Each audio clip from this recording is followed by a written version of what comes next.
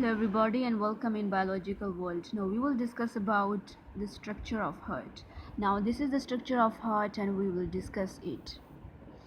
First of all ये जो white colour का दिखाई दे रहा है ये हमारे पास ट्राइकस्पिड वॉल है, जबकि जो हमारे पास यहाँ पर जो दिखाई दे रहा है ये हमारे पास माइट्रियल वॉल्व है, लेफ़्ट आर्टेरियो वेंट्रिकुलर वॉल्व है। हमारे पास टू वॉल्व जो प्रेजेंट है, एक जो है वो पल्मनरी सेमी ल्यूनर वॉल है, जबकि जो सेकंड वन है ऑर्टिक सेमी ल्यूनर वॉल है, जो कि एक अयोर्टा में प्रेजेंट होता है और दूसरा जो है पल्मनरी वेन्स में प्रेजेंट होता है। ये हमारे पास सुपीरियर वेना केवा है, जबकि हमारे पास ये right atrium, right ventricle, left atrium, left ventricle, left pulmonary artery, right pulmonary veins. तो ये जो हमारे पास है ये हार्ट का स्ट्रक्चर है। नाउ अब हमारे पास जो राइट एट्रियम और राइट वेंट्रिकल है और ये है लेफ़्ट एट्रियम और ये है लेफ़्ट वेंट्रिकल। सबसे पहले सुपीरियर वेना केवा के थ्रू हमारे पास डीऑक्सीजनेटेड ब्लड राइट एट्रियम में आता है। कहाँ से आता है? हेड और आर्म से, जो डीऑक्सीजनेटेड ब्लड होता है, और जो लेकर आती है वो हमारे पास जुगुलर वेन है, सब क्लेवियन वेन फ्रॉम आर्म्स, राइट। और जो हार्ट की तरफ लाती है बेसिकली वो सुपीरियर वेना केवा है, जो कि हार्ट और आर्म से लाती है। जो नीचे वाले ऑर्गन से जो लेकर आती है वो इंफीरियर वेना केवा है, राइट एट्रियम की तरफ। सिमिलरली जो हमारे पास हेड और आर्म्स की तरफ ऑक्सीजनेटेड ब्लड लेकर जाती है वो हमारे पास कैरोटिड आर्टरी है, और जो कि पूरी बॉडी में सर्कुलेट करती है ब्लड को, वो हमारे पास अयोर्टा है, राइट। जो हमारे पास लंग की तरफ डीऑक्सीजनेटेड ब्लड लेकर जाती है वो हमारे पास पल्मनरी आर्टरी है, और जो ऑक्सीजनेटेड ब्लड लेकर आती है वो पल्मनरी वेन्स है हमारे पास। सिमिलरली हमारे पास डाइजेस्टिव ट्रैक और किडनी की तरफ जो ऑक्सीजनेटेड ब्लड जाता है वो मेसेंट्रिक आर्टरी और रीनल आर्टरी के थ्रू जाता है, जबकि डीऑक्सीजनेटेड ब्लड जो राइट एट्रियम की तरफ आता है वो रीनल वेन, हिपैटिक वेन से इन ऑर्गन से आकर इंफीरियर वेना केवा के थ्रू राइट एट्रियम में इंटर होता है, राइट। सो ये एक पाथवे या स्केच सा था जो कि हार्ट की सर्कुलेशन ब्लड की सर्कुलेशन के बारे में था। Now let us discuss the theory. Now जो हमारा हार्ट है वो कंसिस्ट करता है टू थिन वॉल्ड चैम्बर, जिसको हम आर्ट्रिया कहते हैं, जो कि कंट्रैक्ट होता है to force blood to muscular ventricle में, जिसका ब्लड पास होता है। व्हेन द वेंट्रिकल कंट्रैक्ट, जब वेंट्रिकल कंट्रैक्ट होता है आर्टीरियो वेंट्रिकुलर वॉल जो है वो क्लोज हो जाता है और ब्लड को फोर्स किया जाता है ताकि वो अयोर्टा और पल्मनरी आर्टरी में जाए।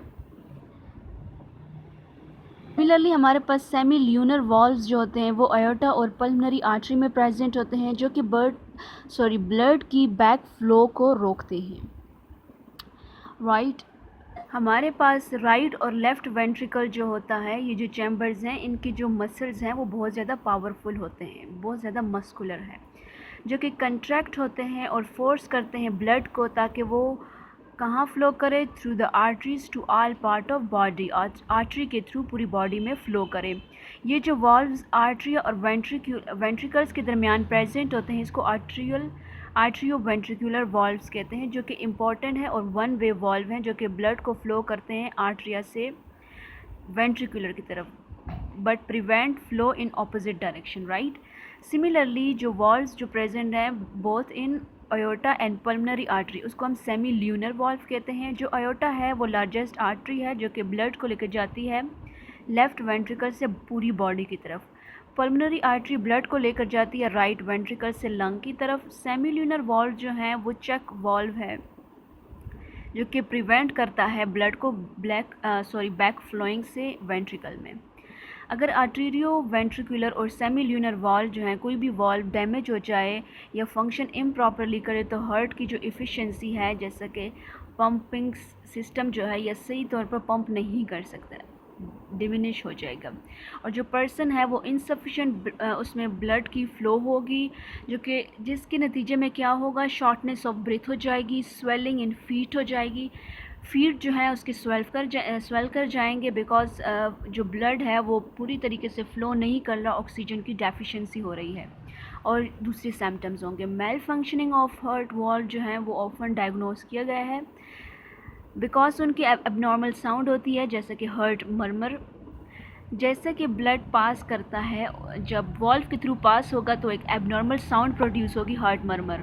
सिमिलरली अगर जो हार्ट के muscular if the muscle similarly अगर जो वेंट्रिकल है उसकी जो मस्कुलर वॉल है या तो वो वीकन हो जाए इन्फेक्शन की वजह से, डैमेज हो जाए हार्ट अटैक की वजह से, या एक्सरसाइज ना होने की वजह से उसमें किसी किस्म का कोई इन्फेक्शन हो जाए, जो हार्ट की जो पंपिंग एफिशिएंसी है वो रिड्यूस हो जाएगी। पर्सन में सिम्टम्स कैसे डेवलप होंगे? शॉर्टनेस ऑफ ब्रेथ होगी, फटीग होगी और चेस्ट पेन होगा। शॉर्टनेस ऑफ ब्रेथ, फटीग जो है ये किस चीज़ का रिजल्ट है? जब हार्ट जो है वो एफिशिएंट तौर पे पंपिंग नहीं कर रहा ब्लड की, या ऑक्सीजन और न्यूट्रिएंट्स जो है उसके पास हैं वो एफिशिएंटली ऑक्सीजन, ब्लड और जो उसके अंदर न्यूट्रिएंट्स प्रेजेंट हैं उनकी एफिशिएंटली सर्कुलेशन नहीं हो रही बॉडी में, राइट। चेस्ट पेन जो है वो increase in amount of lactic acid in the heart muscle. जो चेस्ट पेन होता है वो क्यों होता है? जब हार्ट मसल्स में लैक्टिक एसिड की कंसनट्रेशन ज़्यादा हो जाए, but the muscle is not getting sufficient oxygen to satisfy its need, और हमारी जो हार्ट के जो मसल्स हैं उनको प्रॉपर ऑक्सीजन सप्लाई ना हो। हार्ट जो है वो रिसीव करता है blood from coronary artery that are branch of the aorta. It is not nourished by the blood that flow through its chamber. Heart जो है बेसिकली जो रिसीव करता है ब्लड को कोरोनरी आर्टरी के थ्रू, जो कि किसकी ब्रांच है? अयोटा की ब्रांच है। अयोटा कहाँ ट्रांसफ़र करती है? पूरी बॉडी में। It is not nourish bye the blood, तो वहाँ पर ब्लड नहीं जाएगा, ब्लड की फ़्लो नहीं होगी उस चैम्बर में, ऑक्सीजन सप्लाई नहीं होगी, न्यूट्रिएंट्स नहीं मिलेगा। If the heart muscles do not getting sufficient oxygen for a period of time, the portion of the heart muscle is not receiving food, blood dies.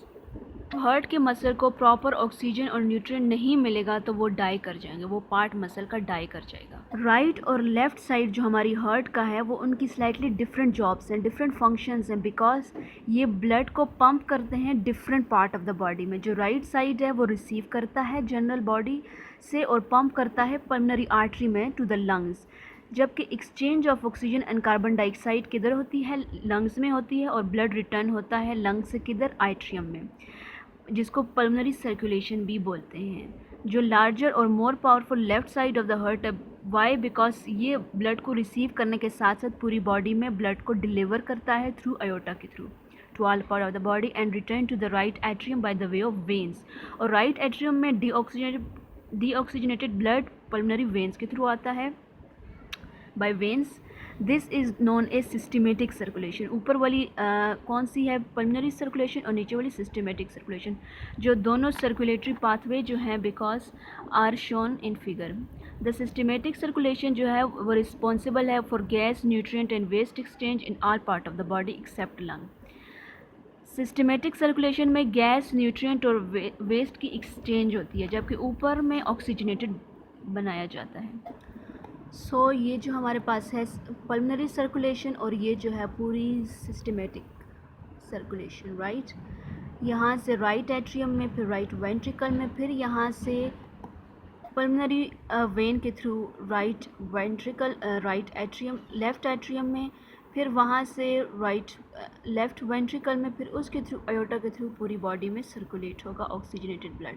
और ऊपर से कैसे आएगा? सुपीरियर वेना केवा के थ्रू, और जाएगा कैसे? कैरोटिड आर्टरी के through. So this is all about heart, structure of heart. Thanks for watching.